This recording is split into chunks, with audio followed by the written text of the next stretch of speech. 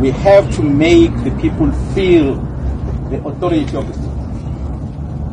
KZN must be the place that's going to be feared by criminals. We must do so much that the security company must not take away our jobs. We must be present. We must do so much that the government does not see the need of bringing the army, because we are here. The moment you hear, I worried yesterday when the president says displaying the army, and I said, oh yes.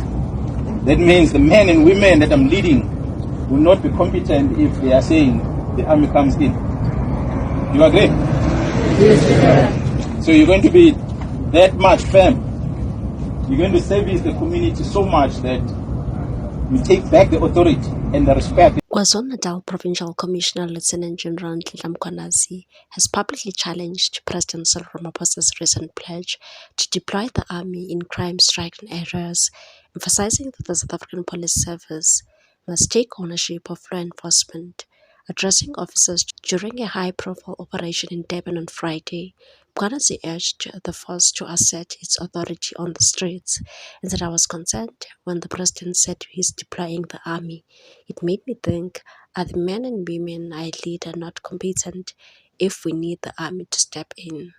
In his State of the Nation address on Thursday, President Cyril Ramaphosa announced the deployment of South African Police of South African National Defence Force SANDF troops to Gauteng and the Western Cape to assist police in tackling gang violence, illegal mining, and other forms of organized crime. The decision has sparked debate, with policing expert Jeremy Verrey telling the SABC that previous SANDF interventions in gang-affected areas were tried before, but the results were not sustainable.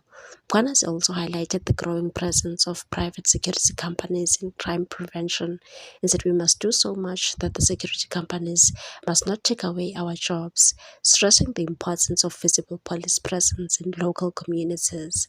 The Durban operation, conducted in collaboration with the Department of Home Affairs and the Department of Employment and Labour, targeted suspected criminals, illegal immigrants, unlicensed liquor outlets, and included stop and search measures. The Commissioner's remarks underscore a broader debate on the role of the military in civilian policing, with many questioning whether army support is a temporary fix rather than a long-term solution to entrenched crime challenges.